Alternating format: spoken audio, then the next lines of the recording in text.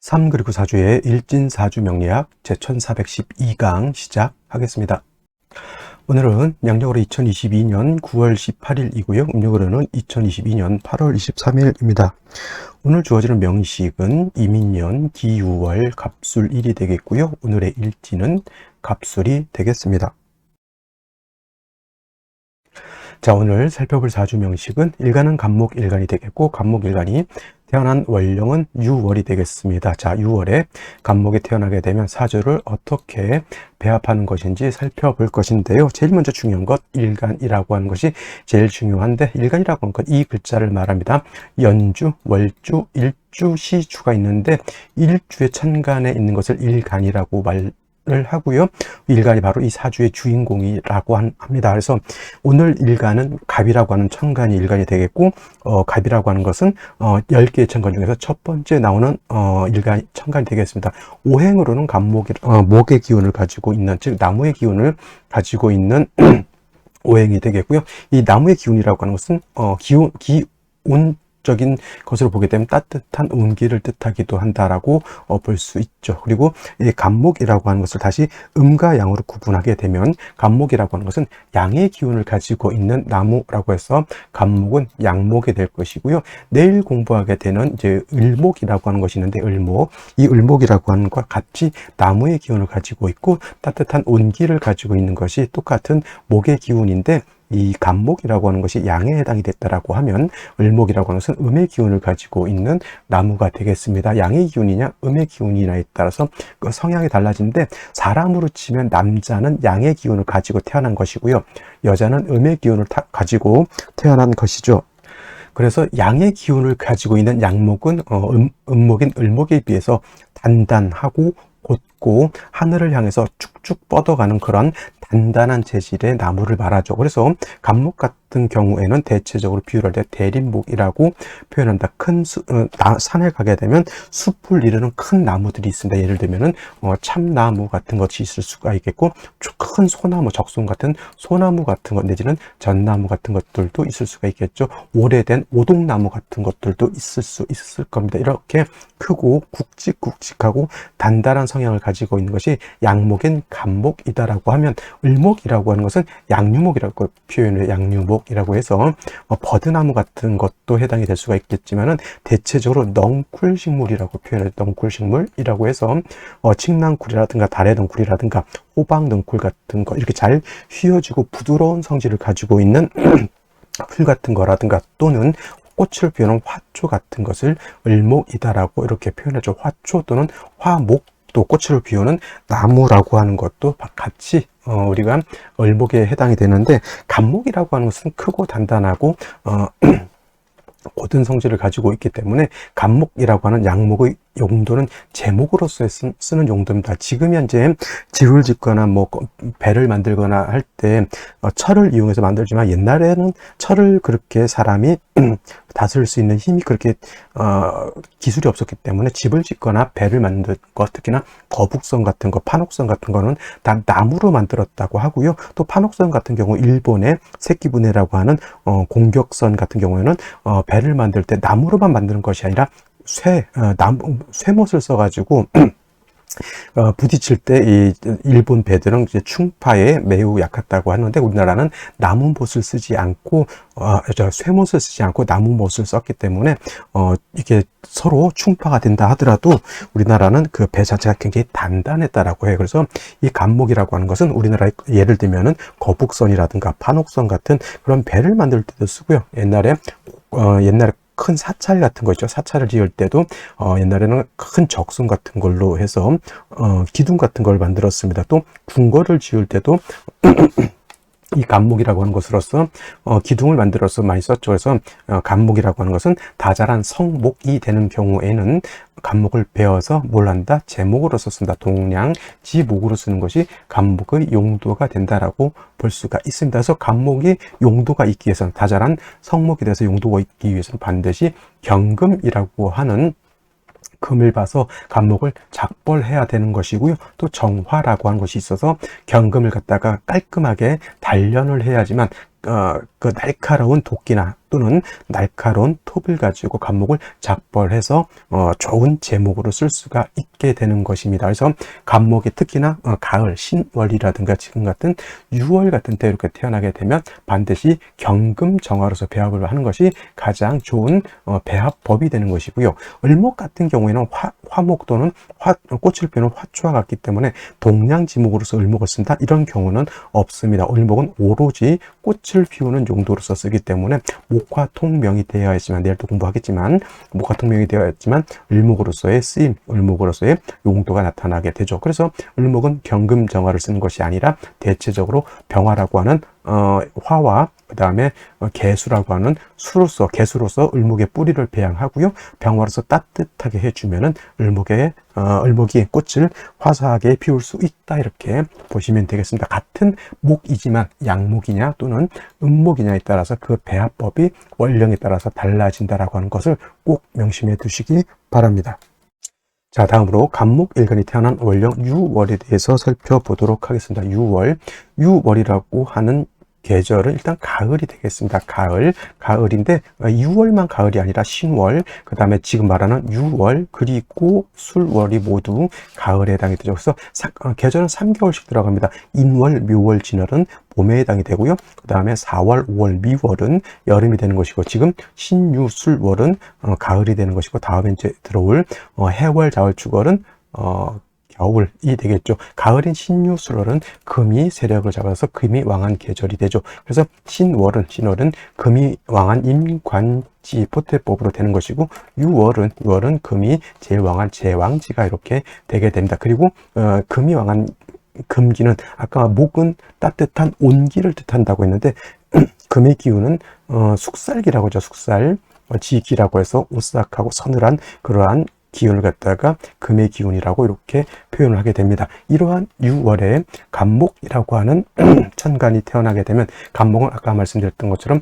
대림목이라고 했죠. 이 대림목 나무라고 하는 것도 봄에는 꽃을 피우고요, 새싹도 틔우고요, 여름에는 꽃을 피우고 가을에 결실을 맺게 되는 것들이 되게 많습니다. 그래서 간목 같은 경우는 대체적으로 춘하절 같은 경우, 춘하절이라고 하는 것은 봄, 여름 같은 경우에는 대체적으로 금을 쓰기보다는 을목과 같이 병화개수를 쓰는 경우가 많이 있고요. 지금처럼 이제 가을이라든가 겨울 같은 경우의 간목은 다자란 성목으로 보기 때문에 이때는 수로서 간목을 생조해 주는 것보다는 다자란 성목을 갖다가 작벌해서 제목으로 쓰는 것이 좋다라고 볼 수가 있는 겁니다. 자, 그래서 간목이 6월에 태어나게 되면 뭘 쓴다? 먼저 정화를 먼저 쓰게 돼요. 정화라고 하는 것은 간목의 수기를 발산시켜주는 그러한 역할을 하는 것인데, 원령 자체에서 금이 너무 왕하기 때문에 만약 화를 보지 못한다라고 하면 왕한 금의 기운이 일간을 극하기 때문에 정화를 얻게 되면 정화로서 금을 갖다가 단련할 수도 있고,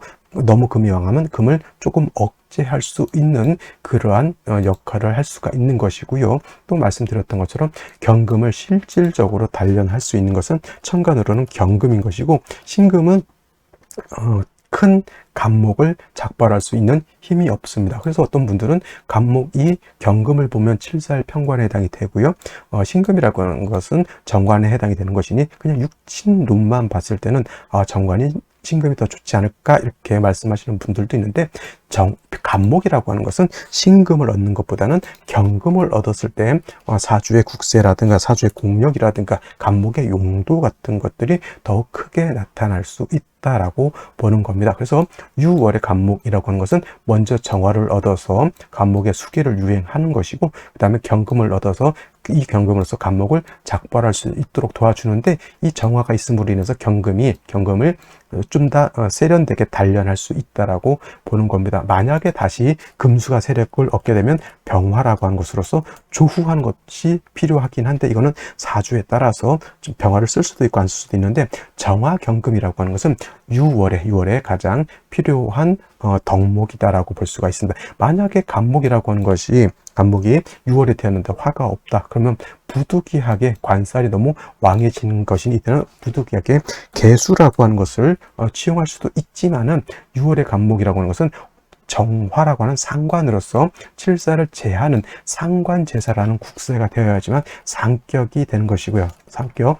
만약에 상관인 정화가 없이 개수를 만약에 쓴다라고 하면 그냥 이거는 살인상생이 되는 거예요. 살인상생이라고 해서 칠살이 나를 공격하지 못하도록 인성인 수를 써서 간목을 생주해 주는 것인데, 가을의 간목은 뭐라고 그랬습니까? 다자란 성목이기 때문에 더 이상 간목을 키울 필요가 없다는 얘기죠. 그래서 뭐 개수를 써서 살인상생이 되든 정화를 써서 상관제살이 되든 일단 뭐 칠사를 어떻게든 중화시키는 것은 필요하지만은 6월의 간목은 개수를 쓰는 것보다는 정화를 쓰는 것이 공력이 월등히 크다라고 하는 것이고, 그러기 위해서는 6월의 간목이 정화를 쓰기 위해서는 반드시 이 간목 자체가 지지로 인목이라든가 아니면 묘목이라든가 또는 하다못해 뭐라도 해수라도 있어서 간목에 뿌리가 되어 있어야지만 간목이 저렇게 정화를 쓸 수 있고요. 만약에 간목이 지지리도 지지에 뿌리가 하나도 없다, 이런 경우에는 어쩔 수 없이 개수를 쓸 수밖에 없는데, 이런 경우에는 국세가 뿌리가 있는 간목이 정화를 썼을 때는 국세가 상상지명이라고 하죠. 상상지명인데, 만약에 그냥 부득이하게 개수를 쓴다, 이거는 상명보다는 중등 정도 또는 국세가 더 떨어지면 하등 정도의 국세가 될 수 있다라고 볼 수 있는 겁니다. 그래서 6월의 경금 6월의 간목은 정화 경금 플러스 상황에 따라서는 병화를 치용해야 된다. 즉, 그리고 간목의 지지에 이렇게 이런 것들 글자들에 의해서 통근해야지만 큰 나무를 베서 큰 제목으로 쓸 수 있다. 이렇게 정리를 하면 되겠습니다. 자, 그러면 오늘의 명식을 다시 한번 살펴보도록 하겠습니다. 오늘 명식, 간목일간이 6월에 태어난 사주 명식이 되겠죠. 6월은 금이왕한 금왕절이고 계절은 중추, 가을이라고 말씀을 드렸습니다. 일단 격국이라고 하는 거 살펴보게 되면, 격국이라고 하는 것은 일간과 월령과의 관계를 살펴서 사주 전체 8글자가 어떻게 짜여져 있느냐를 놓고 보는 것인데, 간목이라고 하는 것은 말씀드렸던 것처럼 양의 기운을 가지고 있는 양목이 되는 것이고, 월지 있는 유금은 금 중에서도 음의 기운을 가지고 있는 음금이 되겠죠. 그래서 천간의 신금이 지지로 유금과 같은 것인데, 일단 일간과 월령과의 관계 양대 음이 되는 것이고, 금이라고 하는 것이 목을 극하는 관계, 즉 월지에 있는 유금이 일간인 간목을 극하는 관계가 있으니 저거는 극아자라고 해서 육친으로 보면 관성이 되는 것이고, 관성은 다시 정관이라고 하는 것과 편관 또는 편관은 다른 말로 칠살이라고도 이렇게 표현하는데, 정관은 관성은 다시 정관, 편관으로 이렇게 구분할 수가 있겠죠. 정관이라고 하는 것은 일간과 관성과의 관계가 양대음 또는 음대양이 되면 이건 정관이 되는 것이고요.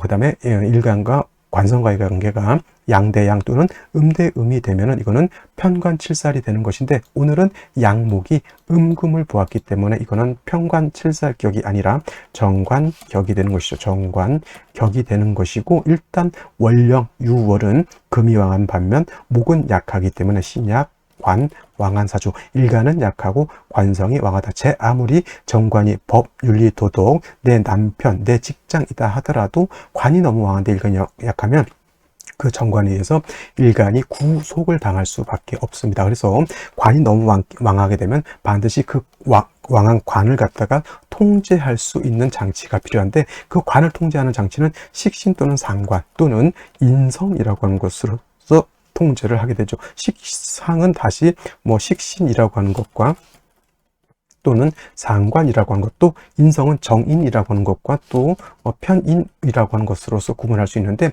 6월의 간목은 어차피 경금으로서 간목을 통제하는 상황에서는 상관인 정화를 보는 것이 필요하다라고 말씀드렸고, 화가 없는 상황에서 부득이 인성을 쓰는 경우에는 식상인 화를 쓰는 것보다는 국세가 많이 떨어진다라고 말씀을 드렸는데요. 일단 연지를 보게 되면 인목이라고 하는 것을 보았습니다. 간목이 뿌리가 있어야지만 가을에 큰 나무를 베서 큰 제목으로 쓸 수가 있는 것인데, 간목이 인을 보게 되면 일단은 뿌리를 얻어서 나무 자체가 작은 나무는 아니다라고 볼 수가 있겠죠. 그 다음에 일지에는 술토라고 하는 것을 봤죠. 갑술일주가 되는데, 금 왕절인 6월에 술을 보잖아요. 만약에 또 여기서 신금까지 만약에 신시가 된다라고 하면 이거 완전히 금왕절의 신유술 방합을 완벽하게 짜기 때문에 이건 금이 매우 왕한 그런 국세가 되는데, 일단 생신은 아직 모르니 유술준방합이라고 합니다. 준방합이라고 해서 이렇게 되게 되면은 금의 기운이 훨씬 더 강해지게 될 것이고요. 그 다음에 월간에는 기토라고 하는 것이 이렇게 되어 있습니다. 물론 갑기가 또 합하려고 하는 그런 마음도 없지 않아 있지만, 어차피 토라고 하는 것은 금을 생할 수 있다라고 하는 것이죠. 그래서 명의서에 뭐 어떤 말이 있냐면 부건파처라고 하는 말이 있어요. 부건파처.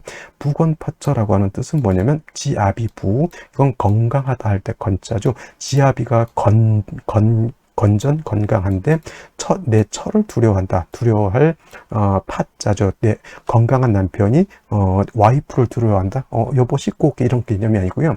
자, 간목이라고 하는 것이 신유월에 태어나면 약하단 말이죠. 하지만 인에 이렇게 뿌리를 두게 되면 간목 자체도 약하지 않습니다. 근데 이렇게 다시 재성이 있게 되면, 재성은 남자 입장에서는 보면 처에 해당이 되죠. 처가 관을 생해서 그 관이 나를 공격하게 하는 것이니, 남자가 뿌리를 둬서 부건 건강하다 하더라도 처가 살을 생하는 것을 두려워한다라고 하는 뜻이 바로 이 부건파처가 되는 것입니다. 그래서 오늘 같은 명식이 바로 이 부건파처에 해당이 된다. 만약에 이것이 인목이 아니라 이 신금이었다, 여기가 예를 들어서 이렇게 신금이었다라고 하면 부건파처가 아니라 이거는 살중신경이 돼서 제살이 태어난 사주 명식이 되는데, 이것이 연지에 그래도 인목을 얻었기 때문에 부건파처라고 하는 것이 된다. 일단 부건파처도 좋진 않지만, 아까 말했던 여기가 신금이 있어서 제살 태양이 되면 더 좋지 못한 사주국세가 되는 것이고요. 임수가 이렇게 있게 되면, 임수는 일단은 간목을 생조해주는 그런 역할을 하기는 하지만은, 이것도 기토타김이라고 해서 나쁘게 볼 필요는 없고요. 일단은 정화를 봐서 간목을 갖다가 뭘 하는 것, 간목을 얻어서 금을 갖다가 통제할 수 있는 장치가 있는 것이 필요하다라고 볼 수가 있겠습니다. 자, 생시를 보도록 하겠습니다. 제일 먼저 갑자시를 보도록 하죠. 갑자시가 되게 되면은 시지에서 자수를 받기 때문에, 이 자수는 임수의 뿌리가 되는 역할, 즉 6월에 한기가 가중되는 역할. 그래서 제가 아까 말씀드렸던 것처럼 6월은 화를 쓰는 것이 더 유리하고, 수가 있게 되면 더 추워지기 때문에 오히려 간목이 위축될 수 있다라고 하는 것이 좀 문제가 될 수가 있습니다. 그리고 간목이 천간에 투출되어 있습니다. 비견이죠. 이거는 뭐 얘를 갖다가 좀 억제시켜주는 역할 정도, 그죠? 토가 다시 금을 생하는 것을 억제시켜주는 역할을 하는 정도지, 뭐 금을 갖다 실질적으로 억제한다거나 조후하는 역할을 하는 것이 아닙니다. 술중정화를 가지고 있고요. 인중병화를 가지고 있어도 갑자시가 되면 그 공력이 매우 떨어진다라고 볼 수가 있는데, 차라리 병인시 정도 되면, 이렇게 되면은 그냥 수는 요 정도만 이렇게 돼도 상관없겠죠. 간목이 인의 뿌리를 한 번 뒀고요. 시지에도 뿌리를 뒀습니다. 이거는 간목 자체가 굉장히 왕합니다. 병화까지 이렇게 투출되어 있으면 조후도 어느 정도 해결이 됐다라고 볼 수가 있습니다. 이 상태에서 화운을 가면 절대 안 되는 것이고, 만약에 병인시가 됐다라고 하면은 금수운으로 가는 것이 훨씬 바람직한 사주국세가 된다. 병인시 때는 여명으로 태어나면 조금은 좋지 않다라고 하는 것을 제가 둘러서 말하는 것이고요. 정묘시가 되면은 이제 정화를 얻었습니다만은, 이 정화는 뭐 때문에 있는 것이죠? 그렇죠. 경금을 단련하기 위해서 있는 것이기 때문에 경금이 없습니다. 유중에 있는 경금은 용신이라든가 격을 취용할 때는 유중에 있는 경금을 취용하지 않으니, 금이 유술합을 한다 하더라도 신금 가지고는 간목을 작벌할 힘은 없습니다. 그리고 이 정묘시가 된다 하더라도 운은 목화운으로 가면 안 되고요. 반드시 금수운으로 가는 것이 바람직한 운로가 된다라고 볼 수 있겠죠. 무진시가 되면 이제 난리가 나는 겁니다. 이때는 유술합이 아니라 진술상충돼서 토가 너무 왕해지게 되죠. 토가 너무 왕해지게 되면 이 토는 임수를 갖다 파극하게 될 것이고요. 간목의 제아물이 이 인의 뿌리를 뒀다 하더라도 이 왕토를 갖다가 다 감당할 수가 없겠죠. 원령이 금이 왕한테 다시 토가 왕해지니, 재관이 왕한 사주인데 일간이 약해서 저 많은 재성과 간성을 감당하기가 어렵게 된다. 이거는 목운으로 가도 문제가 되는 거고, 그냥 수운이 가서 수목이 좀 살아나서 토를 갖다가 제하는 힘을 얻는 것이 필요한데, 이렇게 무진시가 되면은 어느 운도 제가 봤을 땐 그렇게 썩 좋게 보기는 좀 어렵은 그런 국세가 되겠고요. 차라리 오늘 같은 경우에는 경오시가 되게 되면, 물론 이제 방합이 삼합도 되지만 이렇게 오술합이 되죠. 이거 인오술 삼합이 되냐 안 되냐 이거 가지고 이제 물으시는 분들이 있는데, 유금이 이렇게 중간에 끼어 있으면 인오술 삼합을 완전히 짜기는 좀 어렵다 생각해요. 그래서 뭐냐면 아무리 유금이라 하더라도 인목을 갖다 통제 못 오게 막아버리는 그런 역할 정도를 할 수 있기 때문에 오술합해서 뭐가 된다? 화가 살아난다라고 보겠고, 유중에 있는 경금이 투출되어 있기 때문에 경금도 뭐가 있다? 뿌리가 튼튼해서 이 경금을 쓸 수가 있다. 그래서 이런 경우는 차라리 오늘 국세 중에서는 가장 나은 국세가 된다. 임수가 있다 하더라도 크게 문제될 바는 아니고요. 이것도 제가 봤을 때는 화가 목도 세력이 있고 화도 세력이 있으니 이런 경우에는 수운으로 가는 것이 좀 더 나을 것이다 라는 생각을 해보게 됩니다. 그리고 나머지 임신시 또는 계유시 같은 경우에는 무조건 화운으로 가야 됩니다. 그러니까 여명으로 딸로 태어났을 때 목화운으로 가는 것이 좋은데, 신유술 완전 방합을 형성한 상태에서 임수까지 있으면 이거는 금수가 너무너무 왕한 것이고요. 제 아무리 인의 뿔을 뒀다 하더라도 수가 많으면 한습해지기 때문에 이건 좋지 못합니다. 그래서 목화운으로 행해야지만 이 사주는 좋아질 수 있는 것이다. 여기에 있는 금이 여기를 충하지는 못합니다. 그래서 뭐 인신충이 되는 것은 걱정할 바는 아니고요. 그 다음에 계유시도 마찬가지로 금수가 너무 왕해지는 것이니 운은 어디로 간다? 그렇죠. 목화운으로 간다. 이 정도 정리해 주시면 되겠습니다. 오늘 같은 경우 경호시 정도 이렇게 보면 좋지 않을까라는 생각을 한번 해보게 됩니다. 자, 오늘은 여기까지 설명드리도록 하고요. 저는 내일도 찾아뵙도록 하겠습니다. 감사합니다.